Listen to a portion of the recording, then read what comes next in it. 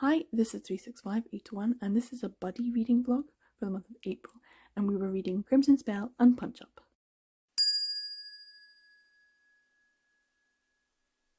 Because it was the 30 and 30 for April, Katie and I decided to give ourselves a challenge, and unfortunately the challenge kind of got away from me and maybe a little bit from Katie as well. I think she was doing much better than I was. So yeah, this is probably going up a lot later than it would usually go up. The challenge was to read 2 series, so we were actually reading quite a lot of volumes and pit one against the other to see which one was the most toxic. We chose for this Crimson Spell by Ayano Yamane. There are 6 volumes available at the moment. The 7th should either come out sometime this year or maybe early next year, depending on where you live. And Punch Up by Shiuko Kano, which at the moment there are 7 volumes out. And so we decided to put these 2 together and read them and see which one was the most toxic. My guess going in was that Punch Up by Shiuko Kano would be, because in my mind Shiuko Kano is kind of a bit toxic. Just gonna say that. She's written a lot. There's a lot of her works out there, but she definitely has some wild takes that I don't always agree with. Also, unfortunately, because of the fact that there was so many vlogs and I was doing lots of editing and stuff, I have unfortunately lost some of my intro, which is why I'm doing this just now. So yeah, this is incredibly long and kind of dull and mostly just a ranting video. Sorry about that. But if you would like to continue watching, on you go. Okay, so I have started Crimson Spell, or the Crimson Spell, and I was reading the first few pages in comparison, just making a note of the types of translation. It's really quite interesting, actually. This paper is very white and the font is a little old-fashioned, but it's a really good copy and it's got beautiful artwork.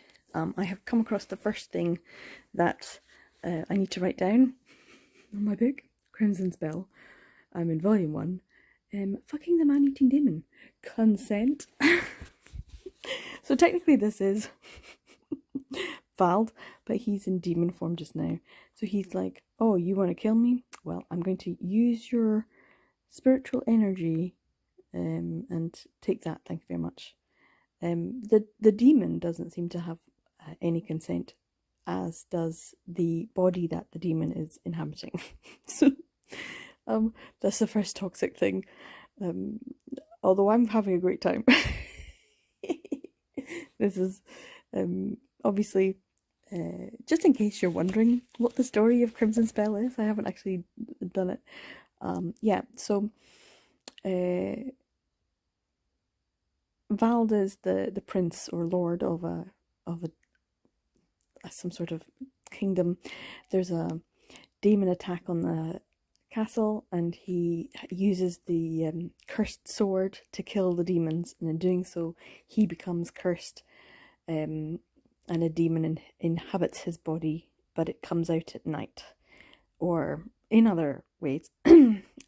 So he needs to wear shackles to stop it from happening, and he goes to Javi to see, who's a sorcerer, to see if he can help him, and they end up going on adventures together. That's pretty much the story. But yeah, this is just nonsensical so far. But that's the first instance of maybe this is definitely a fantasy story. I have finished volume 1, and I don't think there's terribly too much toxic stuff in it. So what I've got is fucking the man-eating demon, but no consent. And that's like a continuous thing that happens all the time, because Val doesn't actually know that that's going on at all. But then Val is kind of lusting after him when he's unconscious, Javi, because he's sexy and he's horny, but he doesn't know why he's horny, because once again, No consent. He's not telling him that he's fucking the man-eating demon version of himself. And also at the end we've got some tentacle porn, and then we've got some edging, also without consent, and the use of aphrodisiacs without consent, on the demon. Although the demon seems to enjoy it quite a lot. So yeah, this is volume 1. And then I thought I would do Punch Up Volume 1, Shiuko Kano, and write down all of the things that are toxic. I 100% think there's going to be more toxicity in Punch Up. Even just like the language. At least with this, there's no like, no homophobia, no, yeah, the toxicity within this is very tame compared to what I think this is going to be. We shall see. We shall see. So I finished volume 1 of Punch Up. This is just a list of reasons why I do not like Maki. This is Maki, this is Oki. This is a spin-off from Playboy Blues, which we only got 1 volume of in English with Be Beautiful. And it continued, just like Punch Up, it continued in Japanese. I don't know how many volumes there are. That's the Host Club one, and this one is the construction worker. And they are interconnected. And so they both of these characters did appear in Playboy Blues. So apparently Shiuko Kano just was like, oh, I know for sure that these two are going to end up together. So she did end up writing their story in this volume 1, obviously. So yeah, this is just a reasons why I don't like Maki. He said, drill a hole in him. He wanted his towel. He wanted Oki's towel, even though like there was no reason for it. He didn't give him a bed. He said they only, like, he'd have to share a bed with him, and obviously if he did, he would be expecting something. He was discussing the fact that he has no body hair with others. I think that's, you know, his business, no one else's. There was a toxic boyfriend, which then held Oki captive for money.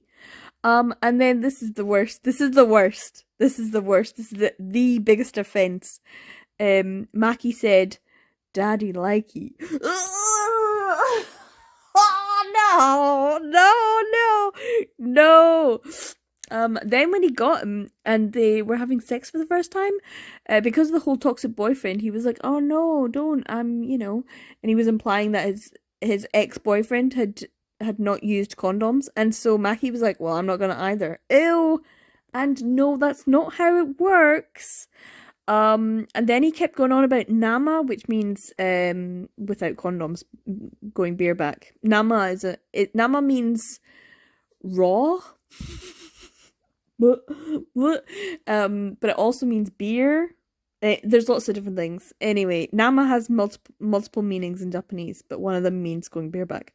Then in the car they had this like I don't know what that was about. It was like a jealousy thing with Mizuno, who I think has a spin-off story of their own, maybe. I don't know. But he was coming on to Oki and like going to assault him, and then Maki turned up, and then Maki's assaulting Mizuno until Oki's like, we're stopping that right now. And also the whole organized marriages thing. And yeah. So far, if I just open this up, there's a lot more in volume 1 than there is in this volume 1. And to be fair, he's having sex with him every single night without telling him he's having sex with him. And yeah, I feel like Maki is already the more toxic character, therefore Punch Up is. Anyway, I'm going to write volume 2 down. We're going to have volume 2 next. So I've managed to read volume 2 of Crimson Spell. I think it's really interesting. Oh, that was my stomach. I need a cup of coffee and a cookie. In fact, that's what I'm going to have next. This is volume 2, and I think it's really interesting to look at Kitty Media's version. Because look at his eyes. Look at his eyes. Blue and a sort of browny colour. And then it's almost like Javi has this colour eyes now, and his are now like aquamarine. Also, look at the colour of the blade, and look at it here. Different. So it's more vibrant. I think it's like the saturation has been turned up a bit. Just a little. And they changed the colour of the eyes, which is quite interesting. You know, got a bit more colour, because his eyes are definitely a sort of a bluey green. What colour is his eyes? I don't know. She does do good work, but not so much on this side. But what you do have inside is a lovely colour image, which you can see the lovely blue. And one of my favourite things, if I can get it open, a map. Oh, I love a good map. I think every fantasy story needs to have a map page. And I just like that, even though this is manga, there is a map page. It soothes my soul. It also really helps to know that he started off here, travelled south, went to Javi's house, then went over to Haldamer's shrine, then went across to Celestial. Oh, I love a fantasy land, can't pronounce any of the names. Through the land of the sorcerers, then went to the Oracle's altar at the start of this volume, then to Oyozo village, and then now they've travelled up to Zenadura Empire.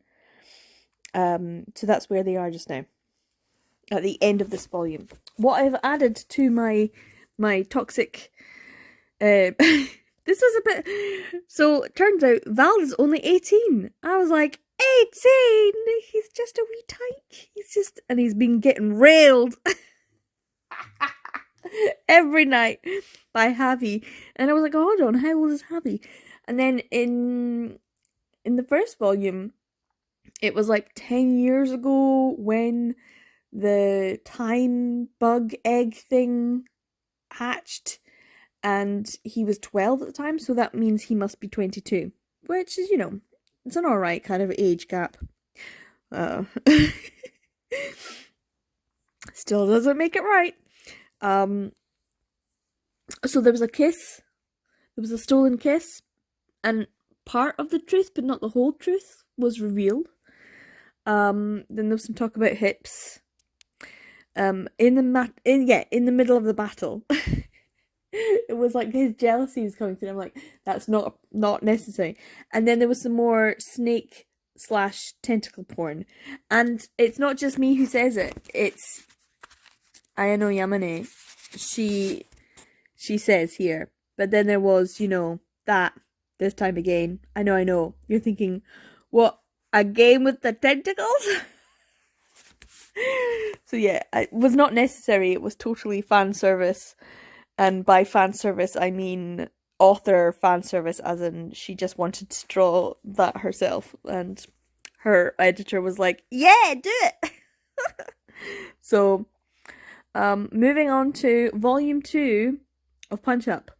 But, like I said, I'm going to get a cup of coffee and a cookie. I think I've got a chocolate chip cookie? Chocolate cookie with extra chocolate. So that's what I'm going to have. Probably. It's going to be delicious. And then move on to volume 2. And then probably read something else, because I might need a break. But it's good so far. And I do think that there's less toxicity in Crimson Spell, for sure, than there is in Punch Up. Just based on the fact that, the only thing, the only thing that's really toxic is that he was having sex with him in demon form, and non-demon form did not know about this. Whereas Punch Up is just full of a really unappealing character so far. I just don't like Maki. But anyway, I'm going to read volume 2. Let's see what other toxic and somewhat problematic things might be said or done. I'm assuming there'll be lots. Okay, so I have completed volume 2 of Punch Up, and oh my god. Let's go through all the things I found distasteful or toxic. Naked Anpan Man was kind of funny, with the pie pan pun, which is kind of difficult to say 3 times fast. Pie pan pun, pie pan pun, pie pan pun. It's very much 12-year-old sense of humor, like someone who's a 12-year-old. That's what Mackie is. All of his sex jokes are definitely geared towards a 12-year-old who's gonna find that funny. I don't find it funny, so meh. Yeah, what was with the whole scaring the friend with the kiss? What was that all about? The whole cotton swabs thing, that's the whole of this second volume. The whole of this second volume is all about cotton swabs, and I'm just not here for it. And then this is the bit where I'm like, oh, okay. Because I remember Dylan saying there was a whole thing about transgender that he didn't like how it was presented in Punch Up, and he found it distasteful, and I was like, alright, I could not even remember it. All I remembered was that there was a guy with glasses who I didn't like, and a guy who didn't have glasses and was a cutie patootie who deserved so much better in this world. And I stand by that. Yeah, so first of all, there was a whole transgender, so this was published in, 2012, 2013, something like that. But originally earlier.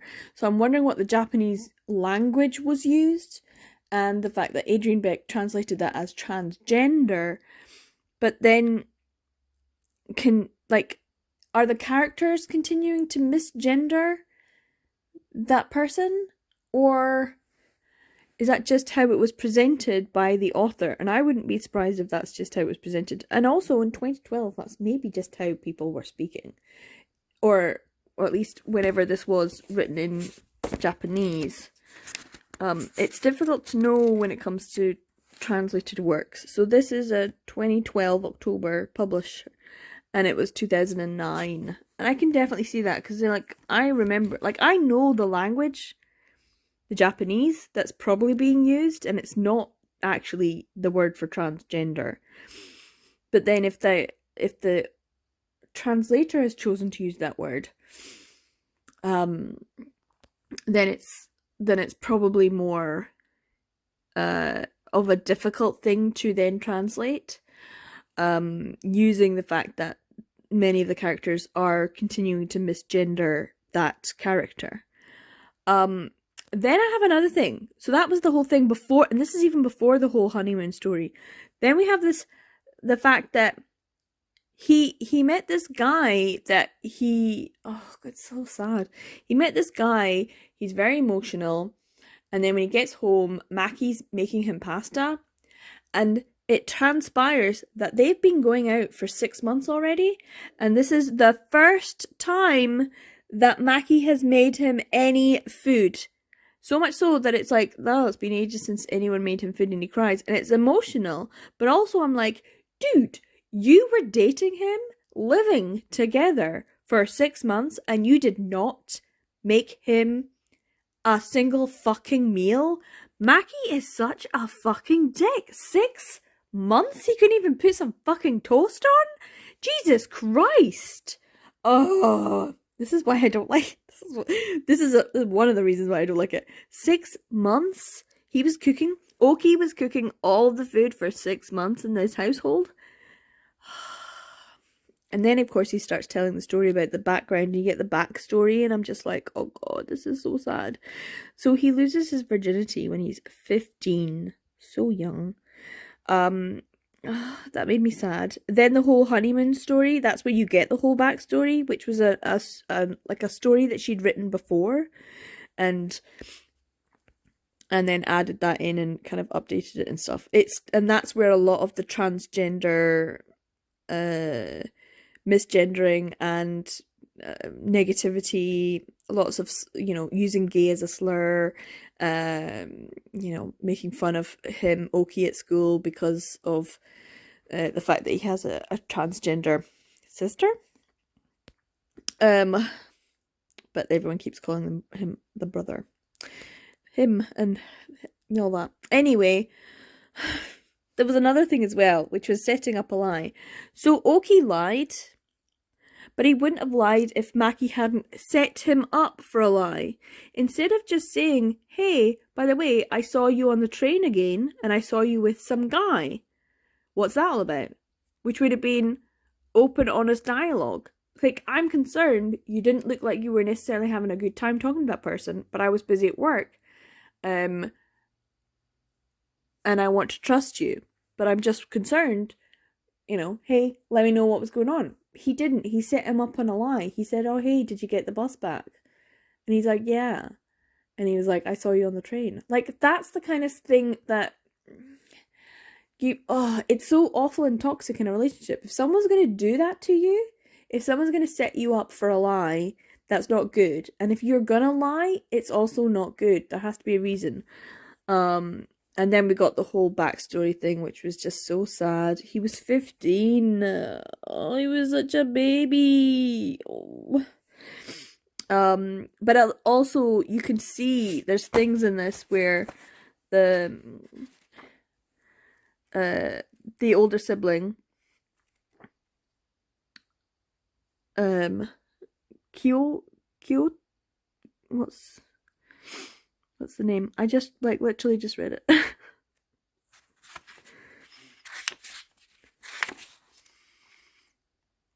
Yeah.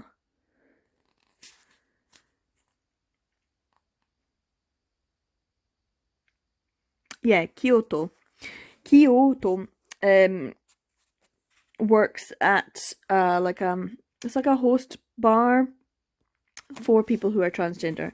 So I'm not going to use the term. I have used the term in the past, and I have been to these bars.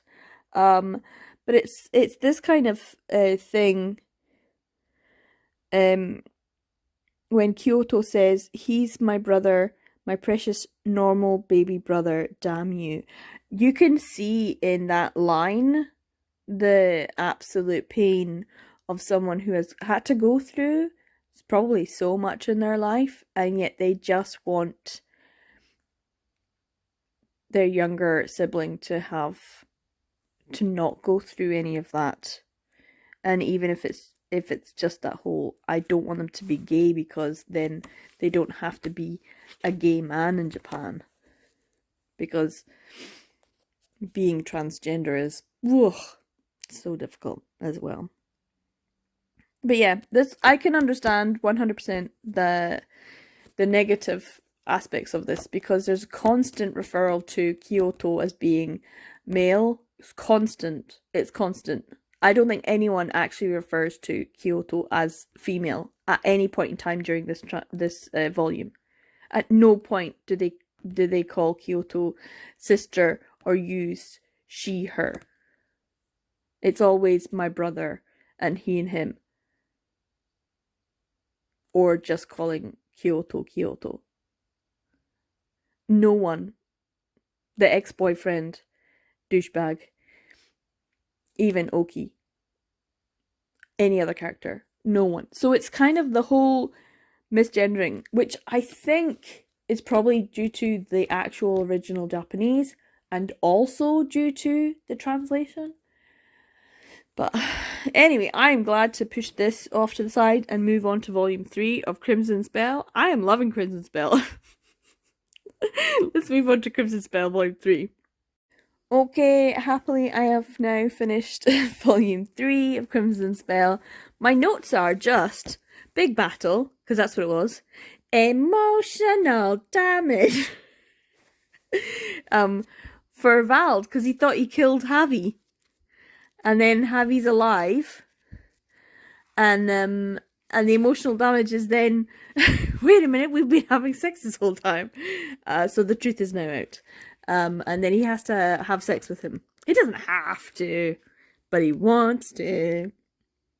And also it is the only way to get him to be normal. I gotta say, I loved the little story at the end with a young Javi, young Vald. They're great. They're super cute. And he gets to choose what he wants.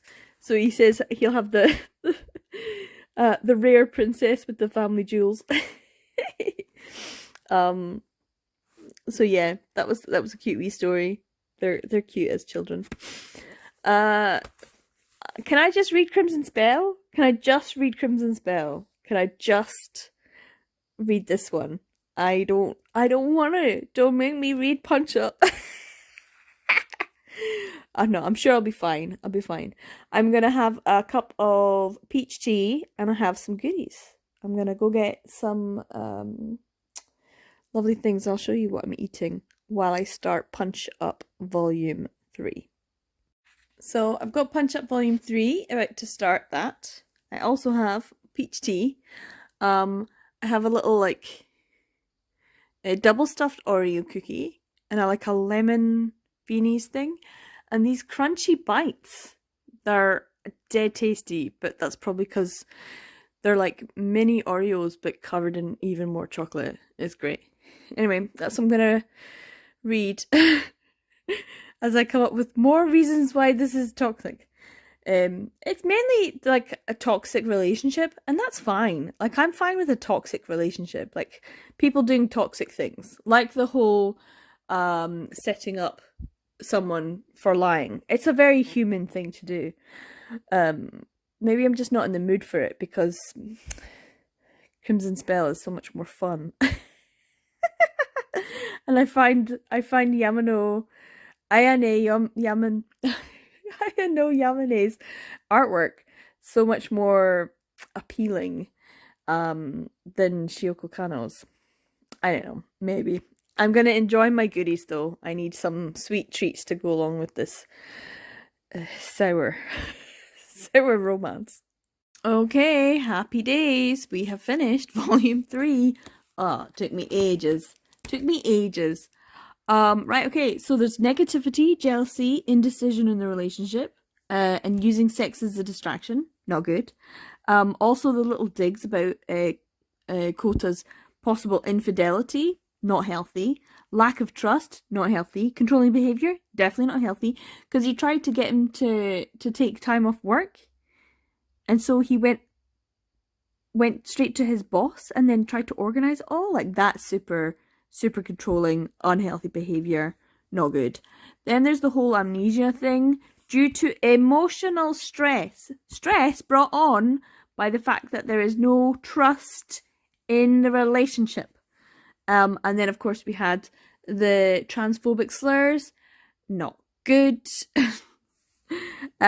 Also, he used the cats as bait to get him to come back to live with him. Bad man. Although he's not wrong. Trying to get him to wear a thong when he was like, no. And then, probably the worst thing that this volume 3 has. I don't even want to show it, really. It's a character page for Kyoto, Kota's sibling. Yikes. Yikes is a big one. Oof. Not good.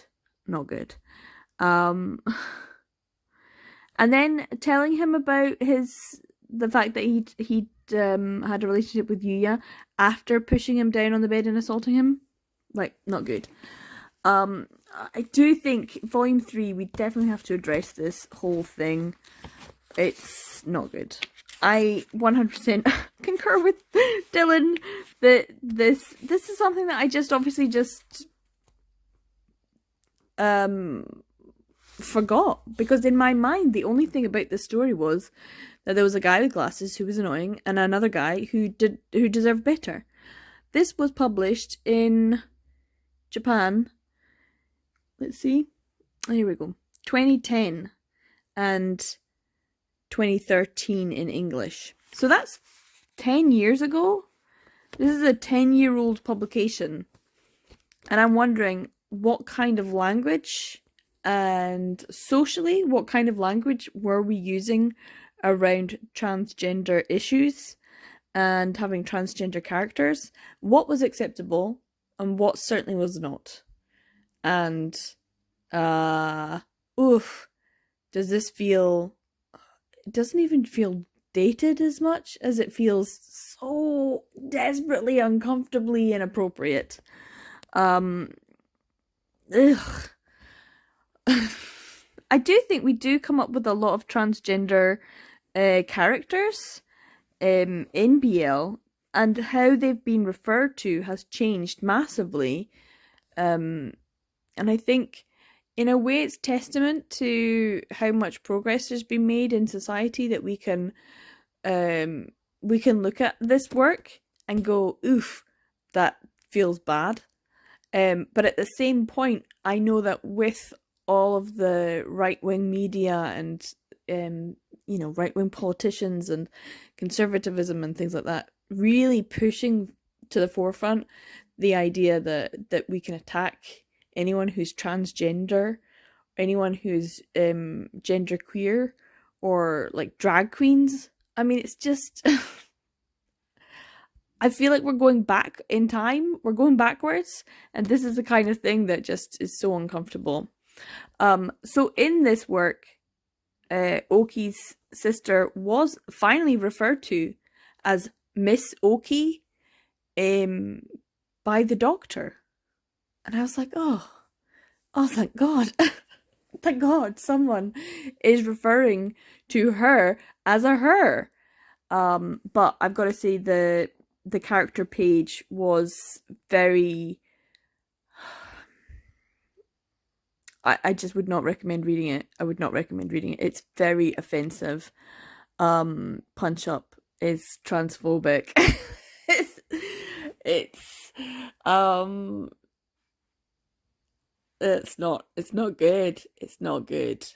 I'm just wondering how does Viz feel about it? How do the publishers feel about a work like this? It's 10 years old, so maybe they're like, hey, this was 10 years ago. And I kind of want to see how other publications, other books, other media, like news articles, things like that, how trans women were presented, what language was used. Because in this one, it is constantly misgendering. It's constant. And it's kind of offensive. Well, it's not kind of, it's deeply offensive. And I think that is actually coming from the mangaka.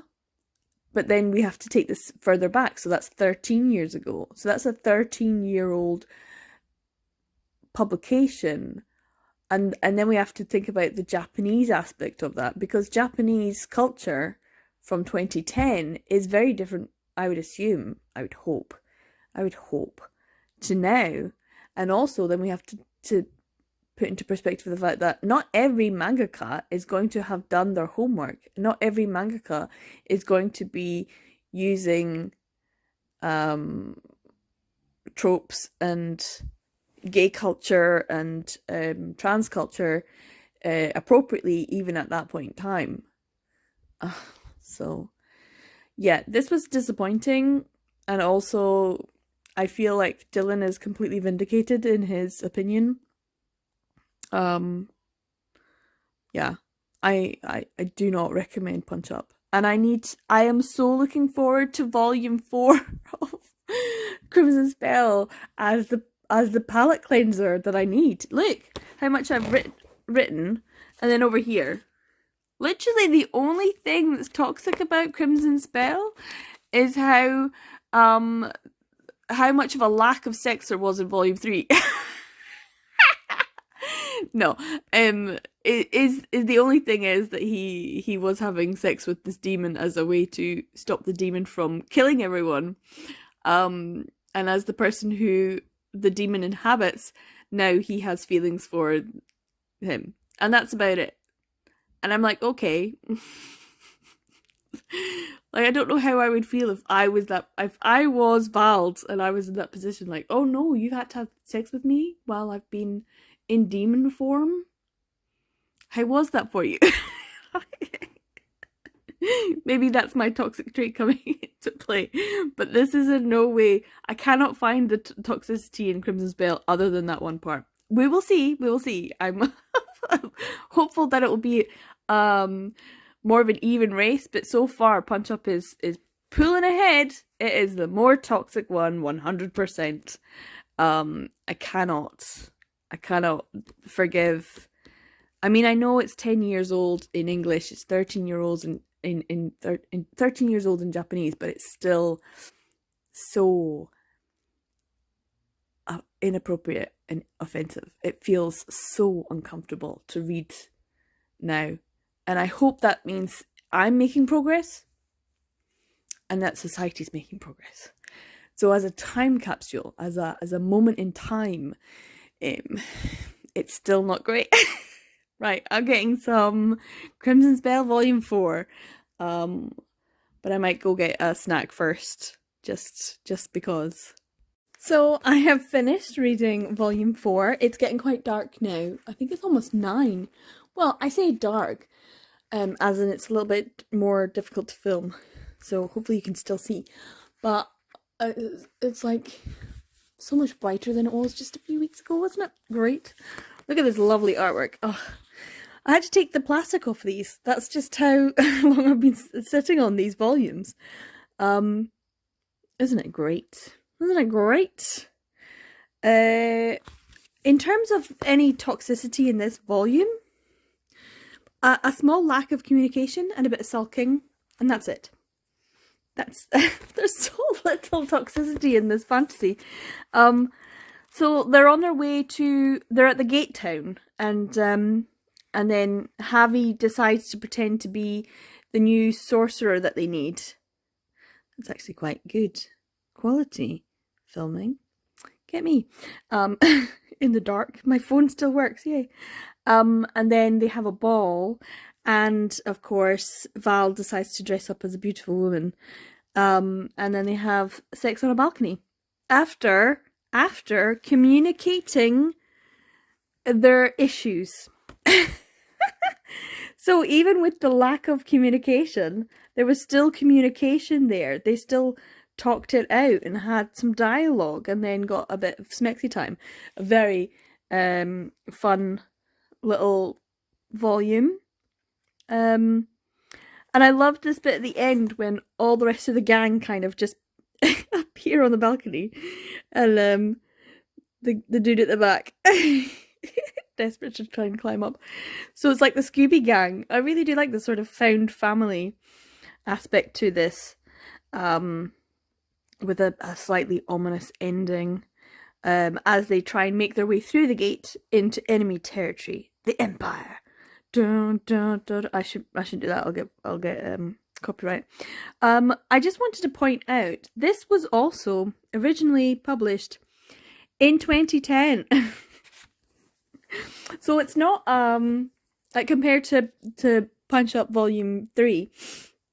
It's not it seems a little bit disingenuous to compare a fantasy story to a contemporary story. So I think if we were comparing Finder to Punch Up, we might have more similar results. In fact, I'm pretty sure we would have more similar results just thinking about Finder. So maybe this wasn't the best toxic trait versus toxic trait battle off between these two. I think maybe, this one as a fantasy could have been. I mean, we certainly have had some more recent fantasy ones with a little bit more toxicity. But this particular one, there's not terribly much. And especially because the whole thing about him having sex with the demon version of him was addressed in this volume. It was addressed when they had their conversation. It was addressed because he's like, I'm not happy with the fact that, you've been having this kind of relationship with a version of me. And now I want to have the relationship with me, please. Thank you very much. Which might still end up being, I can't remember what happens. I don't know. I've never read volume.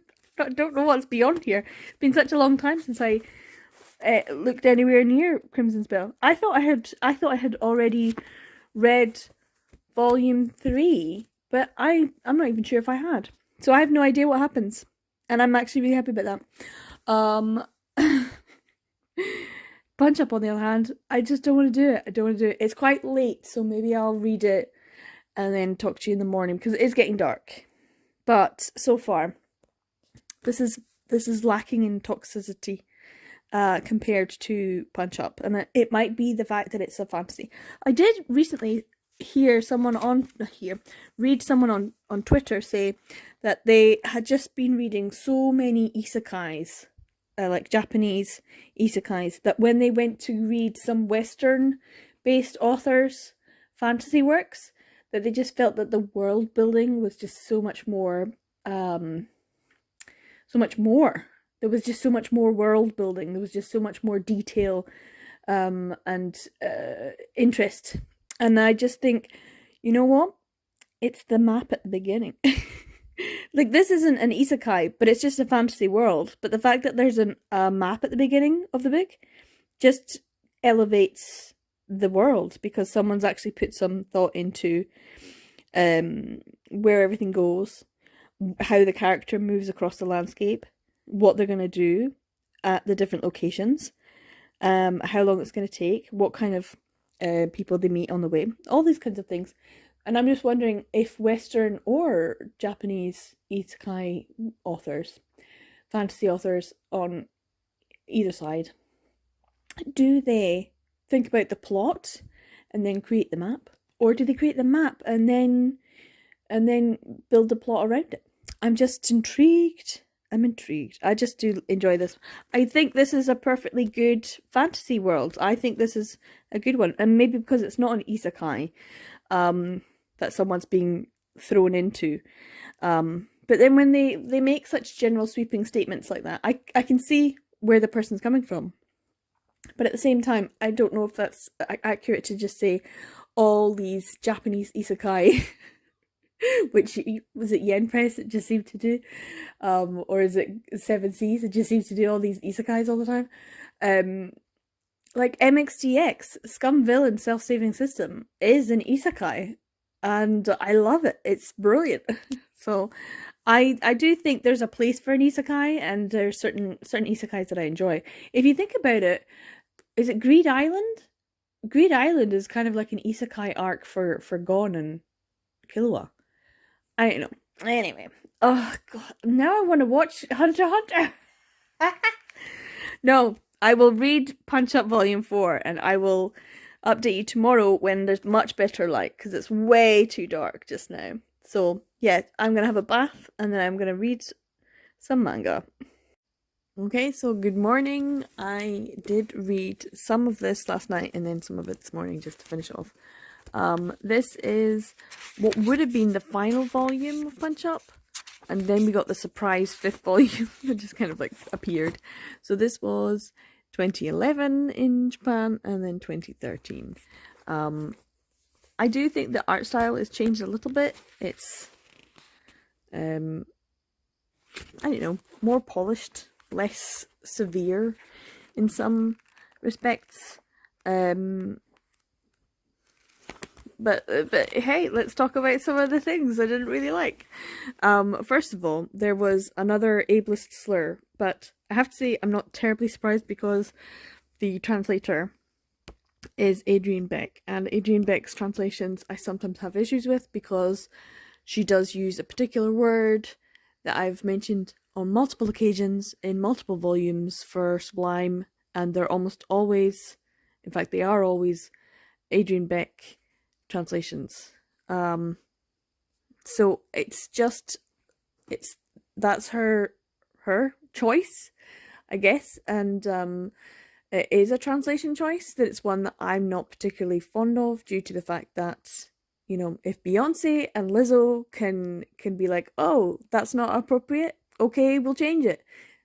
I think maybe Sublime Manga can do the same. They don't necessarily need to go back and change these old volumes. Obviously they can't, but from now and moving forward, I hope that that's the case. I haven't picked up Candy Color Paradox, the latest volume. Is it volume 6?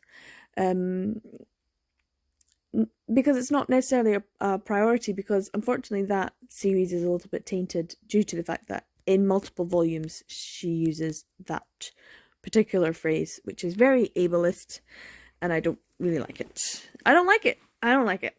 Also, this volume, lots more transphobic misgendering. It's just there. That's, I guess, what we got to deal with.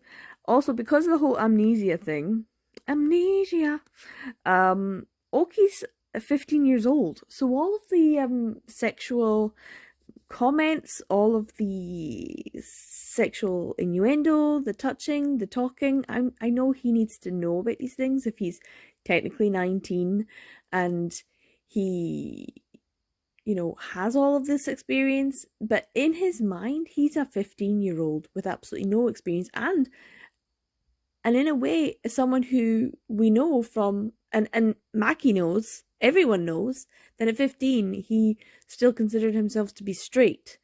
And so here he is living with a man who says he's his lover. And it kind of, I don't want to make this out to be worse than it actually is, especially with the whole TikTok girlies and Gen Z being like a little bit too extreme about certain things. But it does kind of smack a little of grooming. I'm just gonna say it. It does. It makes me feel uncomfortable because technically he's 15, and I know the author is thinking, oh, in a way she was trying to use this opportunity to override memories of Oki's first time with Yuya and have Maki be that person instead. And they have this whole discussion about it. And then he almost does. And then he chooses not to. But only because Oki is like, wait, I'm not ready yet, kind of thing. And it's like, yeah. Because in his mind he's 15, and for Maki it was like he just completely zoned into, oh, this is the person I've been having sex with for the past 6 months. So but in the same vein, like the fact that it came to a good conclusion in the end, that Maki realized that he could be a little bit more tender towards Oki, and Oki realized he could be a bit more vulnerable and needy with Maki. So I mean, it was a good resolution, but it doesn't make it any less uncomfortable to see him with the expressions of a 15-year-old and the mannerisms of a 15-year-old, and Maki, being his usual disgusting perverted self. It's just how I'm feeling. Anyway, so this was technically supposed to be the end of Punch Up, and she was kind of going back to working on Playboy Blues, and then we got the volume 5. So anyway, so today I'm going to try and see if I can do some. I'm hungry, so I might go and eat some food. Volume 5. I only have volume 5 and 6 of Crimson Spell, but then I still have another 3 volumes of Punch Up. This is the longest and most excruciating vlog, and there's nothing happening. I'm literally just talking about these books. It's going to be such a boring vlog for everyone. I'm so sorry. I don't even know if I'll post this. I really am. I'm wondering about whether or not I should bother. Or maybe just send a link to Katie. Here you go. It's just for you. Oh, this is really, really. Ugh. Anyway, Crimson Spell. I'm loving Crimson Spell. It's like my treat for getting through a punch-up volume. So I've got my volume 5 here. Very happy. Opening it up. Yay! So this is the fourth one that I've had to take the plastic off. So I'm going to sit here and focus on reading what happens next after the fun that they had at the governor's ball. Let's see what happens. No idea. I'm actually quite excited about this. And we'll also see, of course, if there's any toxicity. I doubt that there will be. We all already know this is actually pretty tame for a fantasy. So filming in the new location. I finished volume 5. Lovely artwork. I did think there was a little bit of, nonsense when Vald is stuck with Limerus, and then the new Limerus, who's actually, what's his name? Asphodel? Asphodel, who's pretending to be Limerus, arrives and then proceeds to tell Val that he actually put like a magical GPS. I guess that's the best way to describe it. A magical GPS with homing device um, implanted within him, and then proceeds to want to um, sexually assault him in front of the real Limerus, because Limerus was actually in love with his ancestor. And then, as he strips him naked, shows his butthole, and at some very suspicious, that's weird, sort of a magical chastity belt, sort of activates, and I'm like, okay, so there's a lot of magical this and magical that going on, but if they were real life GPS tracking devices, not cool, or some sort of anally inserted like warning sign going off if someone tries to, yeah, it's not sexually assault someone. It's not great. So I'm a little bit and then of course the real Limerus decides to try and sexually assault Vald. So it's not great. Now, but I do want to point out that Val does there's a point in this where I need to get it. When he gets sucked into this time dimension, this is what he's wearing. And I was like, okay. And then he wakes up and people are stripping him bare. And this was quite a funny thing. I quite enjoyed this, him getting sucked into his negativity. But then he kills the plant, or at least destroys the plant a bit. And then he's just standing there with his... Hold on. Look at those abs. I was like, hold on. His shirt is open and his trousers are open. And it was at this point I was like, when did that happen? So I had to go back and find it. I was like, oh, they were stripping him naked for no reason. For no reason. And that's kind of the point. I read her little note at the end about the kind of the story and how it's supposed to be, and the plan was to have a little bit of spexy time in every chapter, but because it's been taking 2 years for every volume, the story has vastly changed from the first volume to this fifth one. So what she has been doing is including some service savvy Sue panels at the start, and I'm not mad at it. Not mad at it. Is that a toxic trait of me?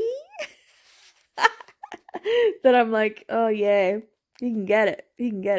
And then if we go not to the next one, this one I'm not really bothered about, but the next one, obviously, we've got a little bit more of a very, very naked Vald. But you have to be naked for all of those fancy tattoos to show up really well. Oh, I just noticed. I thought she had strategically placed the limbs to hide things. Nope, things are on show. So yeah, there is a little bit of toxicity in this one, but not terribly much, and nowhere near as and nothing actually happened, because that would go against the way that romance readers want. We don't want to see our hero with someone else. He needs to be with the main, romantic lead. So Javi and Val need to be together. No matter how many times he almost gets assaulted, he doesn't actually get assaulted fully. It still is a bit scary though. So let's not negate any of that. I like that his powers were enough to break this extra little dimension. So there's a dimension inside a dimension, but he was so pissed he broke this little dimension, and so Javi could hear his call. Yeah, this is this is just fun. I really enjoy it. And what I really enjoyed this volume was all the comedy touches. There's quite a few comedy touches. And little things like the little asides that people say. It's all over my face. Those are the kinds of things that I really enjoy when you see like other comments. And there was another one that when he gets sucked in to the dimension, I'll probably be here. So he gets sucked into this dimension and he's getting all his clothes taken off, and he's like, someone I know, yay. It's little things like that that just make me feel like Ayano Yamane just has a sense of humor, and she's still having fun with it. She's still enjoying herself drawing gorgeous characters in fancy costumes, and yeah. And can you tell I'm stalling so that I don't have to read the next volume of Punch Up? Okay, I'm gonna write down my toxicity from here.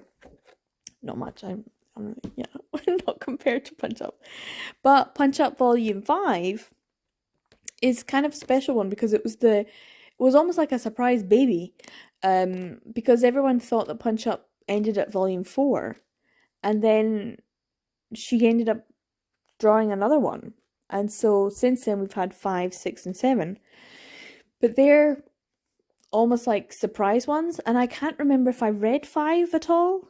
I know I haven't read 6 and 7, but I might have read 5 when it came out, but that was still a while ago, so it was everything finished, and then the surprise baby, and then she's continued on, just so you know, for your own records, as it were. This is another one of Adrienne Beck's translations, and this was originally 2013, and then we got it in 2014, so that's not bad. So by that point, Sublime had kind of caught up with the Japanese releases. Anyway, I will be moving on to Punch Up Volume 5. Okay, so it's another day, another day, another volume done. This is taking me forever, and I'm really at the point where I'm like, I need this vlog to be over. I need to finish reading these. And what's doing it is Punch Up. I hate this. I hate this so much. I hate this. I have one more volume to go of Crimson Spell. I'm so looking forward to this. I know that we've got volume 7 coming. I think it's next year, January, February, that time. I think we're going to get volume 7. And that might be the final one. I do not know. Do not quote me on that. I'm happy to read this. I'm happy to read this. I could have read this. Easy peasy. So easy. So much more entertaining than Punch Up. And this volume, I think, is a perfect example of what's wrong with this series. And that's because there's no story for the majority of this volume. I've got it open here at this particular point because it's not even midpoint, it's like, look at the difference. It's maybe a third. Oh, my postman just arrived. I got another package. As I was saying, it's about a quarter. Yeah, I'd say about a quarter, maybe a third. Nah, a quarter. A quarter of this book. There's a color insert, and then there's an actual story. Up to that point, this 2/3, 3/4 are small little vignette stories with no actually underlying plot. They're just porn with no plot. I mean, just flicking through it, you can see how many assholes, dicks we see. And I'm not talking about Maki, even though I am, because he's such an awful character. And I don't like him. And so, this is a chore. This is such a chore. I'm so annoyed. And I'm not even hormonal when I'm supposed to be annoyed. This is Punch Up is making me annoyed. Got a lovely color insert. You have some like little short stories I need to go through them. Sorry if you're seeing things you don't want to see. But I had to. Until you get to a point where I'm trying to find it. Have I already gone past it? Where we get the old and then we get the new. Here we go. Here we go. There. Punch Up returns 2015.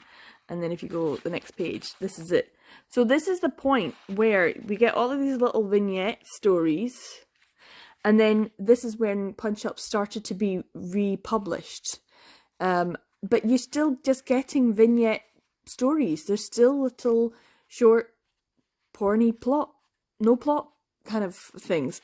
And this is the only part where you get an actual story. And in these little vignette things, we get joking about getting STDs. Great, that wasn't funny. Ew, that was gross, yeah. Joking about parent-child sex talk. Ugh, disgusting. No, thank you. Sex with a sick person. Sex with a sick person due to jealousy.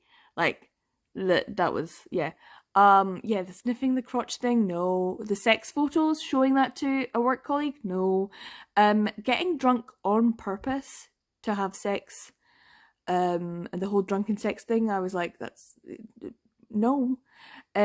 Sex in front of a new work colleague, and that was the whole ghost story thing, that, yeah, that wasn't good. That wasn't good either. And in doing so, Maki was breaking and entering into someone's house. I'm laughing because otherwise I'd be crying. And then we have the break with the black page and the color insert, and then you get Maki's backstory, which actually is where I'm like, oh, this is interesting. I flew through this last little section. I flew through it. Why? Because there's actual plot and a hell of a lot less porn. And, you know, like, sometimes you'll say, oh, this is just... People will say, oh, there's way too much sex in this story. And I'm like, oh, okay, let's have a look. This is definitely not one of them. I'm definitely getting to that stage in my life where I'm just like, I kind of want some plot with my porn. Like, too much sex on page actually doesn't... I'm starting to flick through it. Even in the written form, I'm starting to be like, oh, okay. If it doesn't grab me, if it's not like conducive to forwarding the plot in any way, I'm not interested. And this Maki's backstory is much more interesting. You get Maki, he is we're getting introduced to his ex-boss, who is a total weirdo, and then Maki's playing the straight person. You're like, oh, actually this is a character I can get behind. Maki not being the juvenile oversexed horn dog who is basically like, you know, a dog humping Oki's leg constantly. This is a character that's actually interesting. And then we get like the fact that he's changed and he's more human, and maybe he's a little bit more interesting. And he basically is like, I don't want Oki to find out about the past. And I'm like, okay, here's a story. Here's like, okay, what happened in the past? Here's a mystery. I love a mystery. And then you get the boo-ba-doo-boo, boo-ba-doo-boo, boo-ba-doo-boo, and you get a young Maki. And I was like, who is this? And who is this? Oh, mystery. I have questions. Great. And then you kind of get this whole backstory about how he was. And he wasn't a complete weirdo, sex-crazed man. He's someone who is apathetic about life, but also incredibly talented when it comes to architecture. And he's unfortunately come under the interest of this old geezer who looks like a young geezer who's also very weird. So this is this guy here, Shibukawa, and he's just an interesting guy. So yeah, this backstory was much more interesting. There was a lot less sex, but unfortunately there was, of course, the absolute toxic trait of a guy who thinks he's great and he's fantastic, but is a total weirdo. He's like Maki, but the original 1.0. And he ends up forcing, kind of not forcing exactly, he's not really forcing, but setting it up that Maki ends up having sex with a co-worker in front of his boss, which of course is terribly toxic. But at this point, I'm like, oh, I kind of want to read the next volume because this is a story. But this absolute trash that I have to wade through, and make me maybe take a shower after reading because it's just so bleh. Like, I don't want to do that. I don't want that. I wanted an actual story, and that's at least what the first couple of volumes had. A bit more story. It wasn't a great story. It wasn't interesting. I mean, the whole amnesia thing, that was at least a story, a plot point that you could kind of have. I don't enjoy amnesia stories, but still. This one seems interesting. Like, oh, you were a dick when you were younger? Great. Let me know what you did. And do you have a conscience about it? So yeah. Am I annoyed? And the thing is, I've read this. Up to this point, I have read everything up to this point. I read volume 5 before. I read it when it came out. This is something I should show. So volume 6 and 7 I haven't read. So I'm interested, but I'm not interested like massively. Anyway, so this is the interesting part. You got Punch Up Volume 5 and then Punch Up Jinan Doto, and this is from 2013 to 2017. So that's the big jump of time in terms of when it was being published, and there was a bit of a break and then it came back again, and Shiuko Kano was maybe doing other things or maybe not publishing, I don't know. And we got it in February 2019. So there was a definite time when we weren't getting Punch Up and everyone just assumed, oh, it's over. And then she obviously had enough shitey stories to publish and then was like, oh, maybe I could actually write a proper one. This vlog is going to be all over the place, and I apologize. I'm mad as hell because it's taken me such a long time. We're now in May. We are now in May, people. I don't know how Katie's getting on. I know that she finished Crimson Spell already, and I well done, great. But she's on Punch Up now, and she's probably having the same issues as me. That this is depressing. I honestly am like looking for distractions. So I'm really happy. Thank fuck. We are on to Crimson Spell because this is my saving grace. Like, I think I could have read Crimson Spell like that. I could have done the whole thing in a day, easy peasy. Like, no problem. No problem. And I would have had a great time. That would have been a great day. And instead I have to use it as buffers between each of these Punch Up volumes because I'm so not enjoying this. And it's taking me forever. Like, I did the last volume. Where is it? Here it is. I did volume 5 in like an hour, maybe an hour. So I did that. And then it's taken me a day and a half to get this done. I have also read 2.5 novels. Why? I think I was listening to an audiobook as well. Maybe make that three. I don't know. It's just, this is tough, guys. This is probably one of the toughest vlogs I've had to do. Yeah. I mean, I'm putting that up there with. I'm putting it up there with Challengers. I'm putting it up there with Love Stage. I hate this reading experience. And it's taking forever, and that's what's driving me nuts. So I'm going to stop talking because this video is going to be so long, and it's mainly going to be me about ranting about Punch Up. And I love Crimson Spell. So I'm going to read volume 6. Thank God. This is the last one. So happy that I've got Crimson Spell, and then it's just like a push through.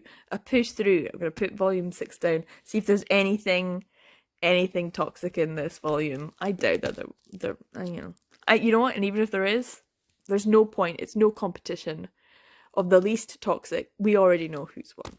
I hate this. I'm so sorry. This vlog is going to be horrendous. I'm not even sure I'm going to put this on my channel, and I apologize to my patrons because they're definitely going to see it. Because I've been putting my failed vlogs. I just put whatever I vlogged and didn't get a proper vlog out of on my channel, so that my Patreon, so that they can see. And yeah, so someone's gonna see this, and I apologize to anyone who is. I hate this so much. Anyway, I've got this to do. I'm gonna maybe have some peach tea, something nice. I've got some spaghetti bolognese left. I could have some of that. That'd be nice. I don't know. Punch Up is killing me. It's absolutely. I think it's putting me into depressive spiral. And I'm gonna read this. It's chunky. It's a chunky boy. It's a chunky boy. So yeah, I will check in when I have finished Crimson Spell. Yay! I finished. Crimson Spell was great. Isn't it great? It's great. Volume 6 was really good. It was chunky, and a lot of these chapters are super, super short. And that's what Ayano Yamane talks about in her little section at the end, is that it took 5 years to do this one volume. And you can kind of tell because a lot of the chapters are just a couple pages long, and then you get the end of the chapter and it's like, what? Was that it? So yeah, it is. There's a lot of little chapters and then a couple of bigger ones, but it did take a long time to get this. And the front cover now makes sense to me. So I'm like, okay. And there wasn't terribly much. I should have put down, and I didn't put down, that there was the implied sexual assault of a character, not necessarily on the page. Anyway, let's go through some of the toxicity. There's not really. Anyway, Val's ancestor was kind of freaky. He was getting it on with everyone at court. And I'm like, okay, get it. And also this whole story, and especially this particular volume, really just hammered home that sex is used as a means to everything. Literally everything. Predict the future? Have sex. Calm beasts? Have sex. Exchange magic? Have sex. Break barriers? Have sex. Create an immense being? Have sex. Literally, having sex is the way to do everything in here. And it really did feel also, because everyone seemed to be after Val's, that it's like his milkshake brings all the boys to the yard. It's very much a harem. He has beer flavored nipples. He's catnip to the boys. It's literally everyone is after a piece of Val's. They all want a bit of the action. Whether it's his demon form or his princely form, doesn't matter. They just want him. He's just too hot. There was a lot of hot goodness in here. There was an awful lot of funness, and also the Astrodol when he sort of kind of showed his true demon form, or his half demon form, starts taking off all his clothes. I was like, yay, there he is.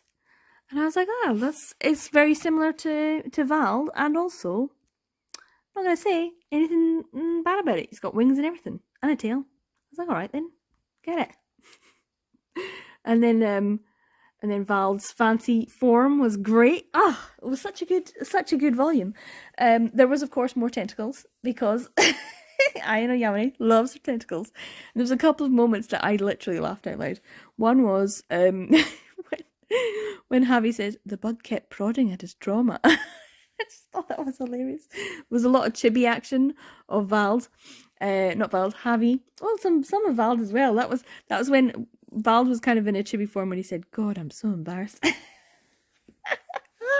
He was in his angel form. And that's how it ended. It really did end. Oh, see, this was sad. This made me sad. So this is the whole Limris thing. So Limris and Astrodol are like two beings from the same being. And the only reason that Astrodol exists, in a way, is because he's the dark side of Limris, after Limris has gone through excruciating torture and trauma. And then this bit at the end, when there's like a huge big beastly hand, and he's like, oh, then I'll give you more power. And the only way that we know that things ever get done around here is with sex. So poor Astrodol has to now keep getting it on with these demons to maintain his demon form. Um, so yeah, Limerus, Astrodol, it's yeah, two sides of the same coin, which is very similar to what's going on here. Look at that. Look at that. Chibi. Chibi. So cute. Um, so yeah, I do like the fact that it ends with this whole the fact that he's supposed to be corporeal, but he's like, hey, hold on. There's the three of them. Hey, I don't know what's gonna happen in volume 7. But I do think that it's coming next year, 2024. And I think it's January, February. I don't know when it'll be in the UK, but I'm looking forward to it now. I'm super looking forward to it. And it has been a while. This was published in 2019. So I've had this volume for a long time. And if the next one's coming 2024, that is another 5 years. It takes her 5 years to get one volume out? It's quite a lot, isn't it? So yeah, that was 2028. And then we got it the next year. So obviously volume 7's already come out in Japan. But that was great. That was great. And look at the actual writing down of things that were bad. There was very little toxicity. I do maintain if this had been Finder, this list would be much different. so much more like Punch Up. And I'm kind of sad now because I have to wait for volume 7. And I enjoyed this so much. I love her artwork. She draws sexy characters. Great costumes. I love everything about it. It's fun, it's interesting, it's entertaining. It's silly, it's got tentacles. It's got actual funny moments. I really enjoyed it. And I don't want to, but I do have the other 2 volumes of Punch Up to go. That's it. I just need to get these 2 done today. So yeah, I've been enjoying my Crimson Spell read a lot. I do think it's a fun one. And if you like Ayano Yamane's art style, but you don't particularly like the toxicity of Finder, because Finder is pretty toxic. It's pretty toxic. There's a lot of sexual assault in there. A lot. Whereas in this one, you get to know the Beast is totally in love with Javi. The Beast is so in love with Javi. Beast Vald is like absolutely 100% devoted to Javi. Whereas Prince Vald is just like, okay, yeah, you have my heart now. And it's been a slow process.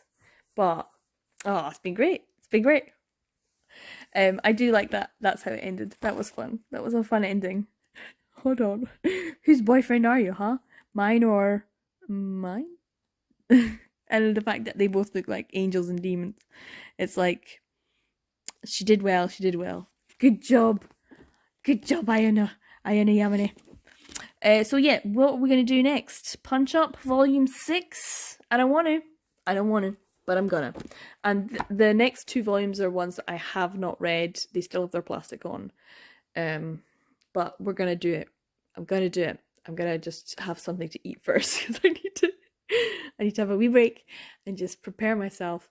And I say that every time and then I don't actually get it. And you're like, hi, it's the next day. But I'm gonna try and see if I can finish this today. I need to. I just don't want to. So I took my plastic off, my new one, and read it for the first time. This is well, it was interesting. It was definitely more interesting because there's a lot more plot going on, but it wasn't enjoyable.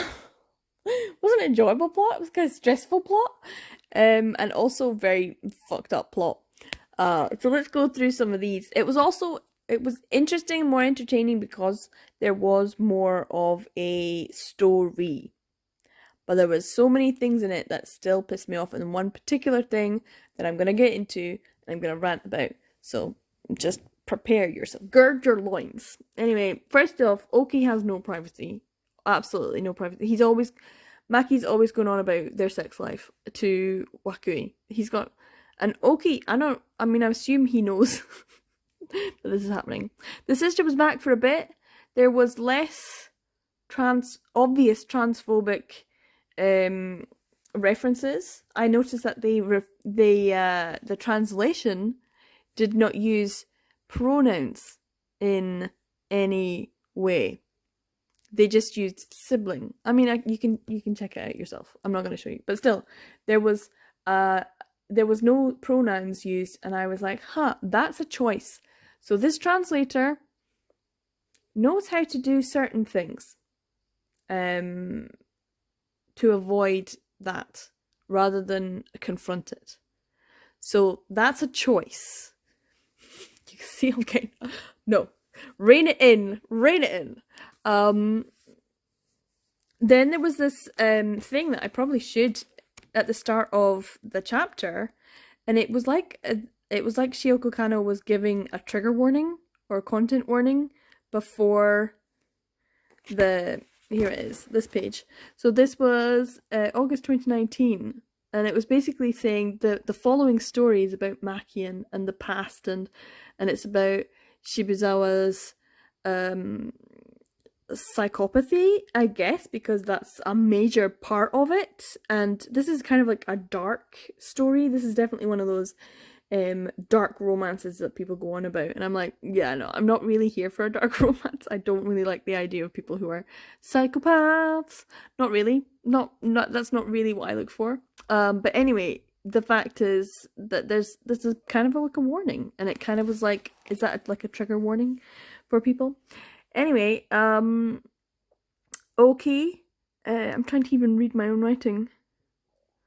Oh yeah, he condenses the whole situation down when he says that the guy treated a guy who liked you as an object, and then you gave him to Maki as a gift. And that's pretty much what the whole situation is. It's a very fucked up relationship historically for Maki, but it's still going on for Mibu and Shibuzawa, sorry. And that's their norm, and it's gross. Then there was a word used that I had to look up, and now I feel like my Google search history will not be good. I don't know, can I find it? It's when Shibuzawa is telling him all of the things that he did to Mibu because he wanted to get a rise out of Maki, and I'd never heard of this before. Never heard of that. So I needed to. I mean, over the years of BL, I'd never heard of that word. So I had to look it up, which now means my Google search history has been tainted. Cookies, damn you. Then there was once again using sex instead of communication in their relationship. Then there's the whole giving Mibu to an old man. And I'm like, fine, okay, but you get sexy old men. No, this is kind of an ugly old man, and I know, I feel bad, but about saying this, but in BL and in a lot of media in Japan, there is the ideal of the beautiful boy aesthetic, which was a big deal in the 70s with the Year 24 group, etc., etc.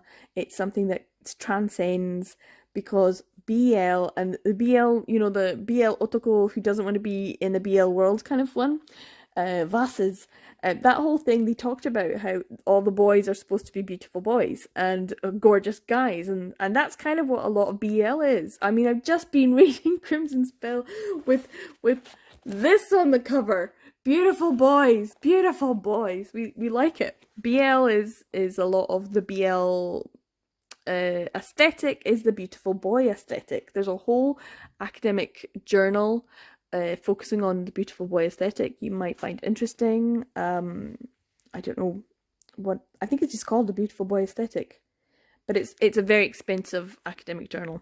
I have a copy someone gave me on. I haven't read it in a while. It's a lot. It's dense. Anyway, it does mean that that specific aesthetics of male appearance are used as comedy or light relief, or to make people feel uncomfortable, and it's usually maybe a balding old man. Maybe they're slightly overweight. I like a chubby man. I'm totally fine with it. I like male aesthetics, that show real life male aesthetics. But that doesn't necessarily mean I want to see a man subjected to being given to another older man and be used as a transaction. That, I mean, I know like consenting adults and all that, but this didn't feel like it was. The whole thing about consent is one thing, but I don't like that. I don't like the idea of using the word consent. I like enthusiasm. That's a great word, and it should be something that's dealt with in law as well. That not just that you've given your consent to something, but that you have been enthusiastic with that consent. That you are enthusiastic to participate in this sexual activity. Not that you are just given to some old man to be used. Ugh, it was just gross. It was gross. Barf, it was gross. And then we had other things like references to, I thought you were into the younger crowd. Ugh, gross, gross, gross. And then we had the pièce de résistance, the thing that you know I absolutely hate. I absolutely hate it. And that's the use of the ableist slur. That even if Beyonce and Lizzo can be educated and said, hey, you know that word that you used in that song, even though it might be part of your vernacular, do you know how offensive it is? And Beyonce and Lizzo were like, yeah, okay, thanks for educating me. I apologize. I have been educated. I have learned. I am making the change, and I hope that people can forgive me and we can move on and I can make reparations on that. You know what? Lizzo and Beyonce, fucking amazing. You know who isn't? Sublime and Adrian Beck. I'm really fucking pissed off about this. Once again, we have to see this language in a publication that was December 2020. At the end of 2020, Adrian Beck, and it's always a fucking Adrian Beck one. It's always fucking Adrian Beck. I'm so annoyed. But all of these people, they're the ones that go through it and say this is fine. They're the ones that publish it. Viz Media are the ones that publish it. They're fine with having ableist slurs in their works. And you know what? They don't have to have that word in there. They could choose something else, because the English language has a lot of fucking words. And once again, I have to listen to, someone using it, a character using it, and they don't need to. They don't need to. If they can be so tiptoey about not using a pronoun because of the way that perhaps this manga is in Japanese for a transgender in 2020, because they know they probably, if they read the stuff that they had done previously in the previous volumes for the transgender character, they're going to tiptoe around that. Let's be careful about the translation we use now in 2020. But they're still going to put ableist language in there? Fuck off. I am so mad. This is why I don't like Candy Color Paradox. I love Candy Color Paradox. I love Izaku Natsume. But the number of times that Adrian Beck puts this ableist slur in there, and it just pisses me off every single time. I don't know how many times I need to say this. Who do I need to talk to at Sublime? Who do I need to talk to at Viz Media? Who needs to go and say, shout out, hey Viz Media, could you stop doing that? Because you know what? It's offensive. Who do I need to talk to? I'm so annoyed. I'm so angry. I'm so angry. This is 2020. I've got one more one to do. One more. But I'm so hungry. So I haven't had dinner yet. I haven't had lunch even either. It's still got its plastic on. So this came out at the end of last year. So this is 2022. December, I got this. And I'm happy about it. I'm like, great. But I'm really pissed off about this this whole series. Like, everything about it, whether it's the translation, whether it's the original Japanese, whether it's the story, whether it's the lack of story and it's just porn, everything about this is just fucking pissed me off. And that just was like icing on the cake. Like, oh, yeah, that's 100% the English side of things. Because you know what? They do not need to use that language. And I'm so angry. Anyway, one more chuffing volume, and then we are finished. Thank God. I'm sick of this. We were doing so well. Well, no, we weren't actually. We started off really badly. I was just thinking, what have we read this year so far? Rin. We read Rin. Rin was great. What else have we read this year? What did I read in February? I have no idea. I can't remember. January was awful. That was Deadlock. And we were like, we started off poorly. We can only go up from here. Well, we're back down low again. Crimson Spell was great. Crimson Spell was awesome. Punch Up, I want to. Is it why it's called that? Because it makes you want to punch something? Right, okay. Food, and then we will get on with this. I'm finishing this today. I've had enough. Enough. I've had it officially. So it's getting quite late, and there's kids playing outside, so I thought I would just get this done. I will do a wee wrap up later on, but I just wanted to say that this volume, in volume 7, is actually, I mean, it's a lovely colour image. It's quite plot heavy. There's not that much in terms of the sexual content, and it's actually lacking in quite a lot of toxicity, other than there was a point where someone was resorting to violence that they shouldn't have been resorting to. And that it's mainly due to the fact that this whole storyline about I'm saying psycho, but actually because it is a psychopath. The main person is a psychopath. And so that's the story that needs to be addressed and it needs to be worked through, and it is done. I mean there's a bit of toxicity in there, but it's the main thing, and it's not really to do with the two main characters. There's a couple of other things about this that I didn't particularly like, and that's because the characters, I think there was even a character page included at one point. Maybe it was the end of the... Well, this is important. Okay, so this guy is a character, and at the beginning he's known as Ame Kawa, I think. Here it is. Here's the page. So they come in he gets called Ame Kawa, but later on in the volume he gets called Amakawa, and I'm like, what? It's quite a bit later on when they're trying to sort things out. There you go. Got the page. Look at me. Amakawa.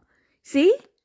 Also, this character here, who's the bad guy, who's the psychopath, in this volume, he gets called Shibusawa.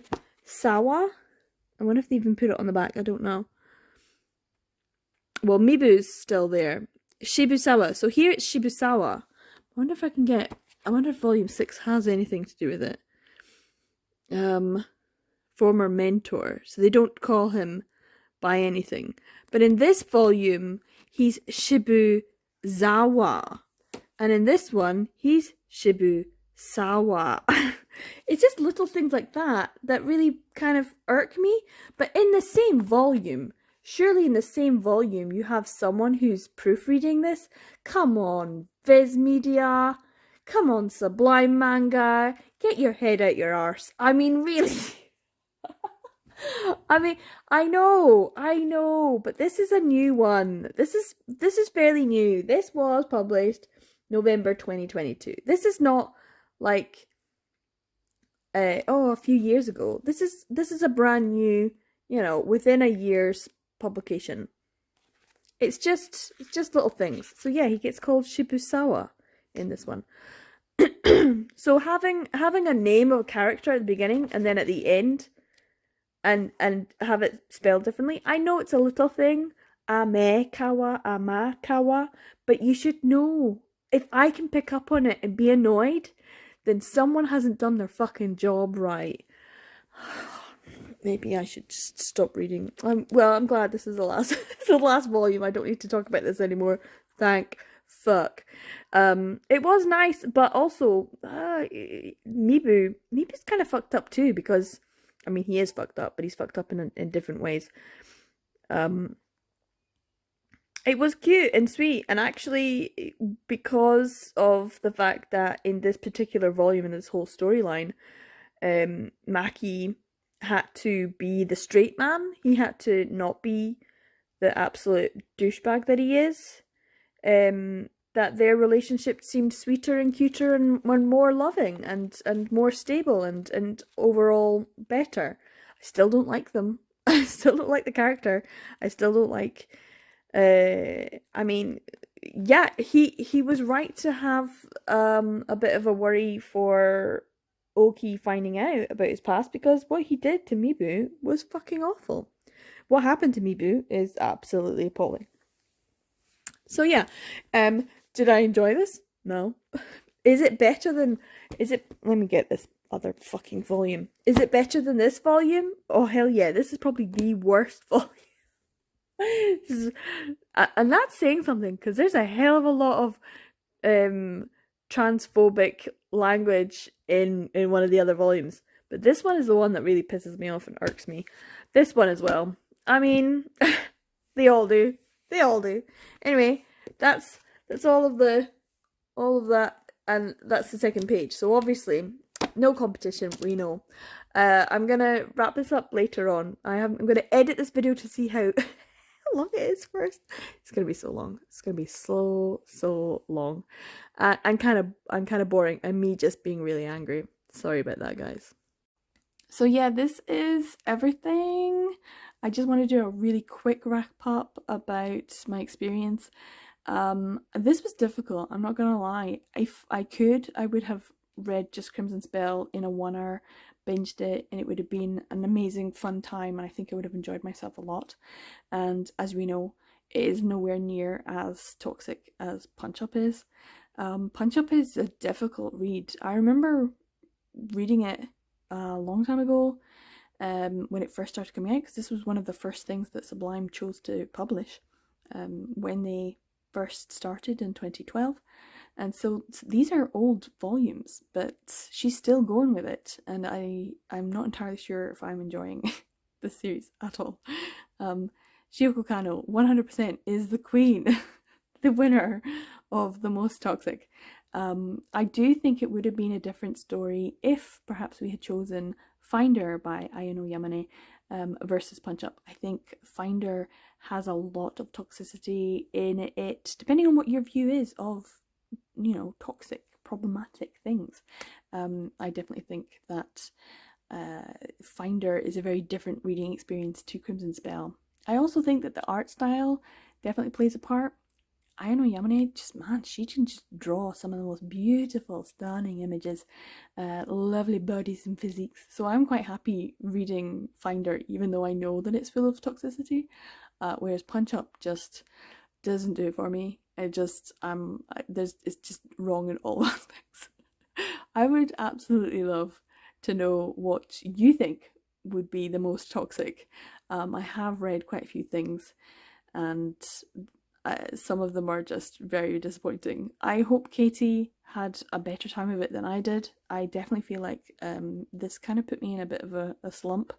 Punch Up, I mean, and also kind of made me a little bit like mentally unwell, just a little. It also kind of coincides with the whole burnout of reading way too much manga in April. But I had a good time up until this, so I kind of have to blame Punch Up for it. Anyway, I hope that this wasn't, it's a massively long video, I'm so sorry. It's kind of boring, and I just ran a lot. But yeah, if you got to the end of this, wow, pat yourself on the back. I'd love to hear from you in terms of what you think is a toxic or problematic manga that's still getting published and people are quite happy to read or purchase, or like me, have in my collection even though I don't really enjoy it. I'd love to know. Thanks for watching to the end. I'm so sorry it's so long. And thanks to Katie. This is a hard one. This was a difficult one. So yeah, take care guys, and I will see you in the next video. Bye!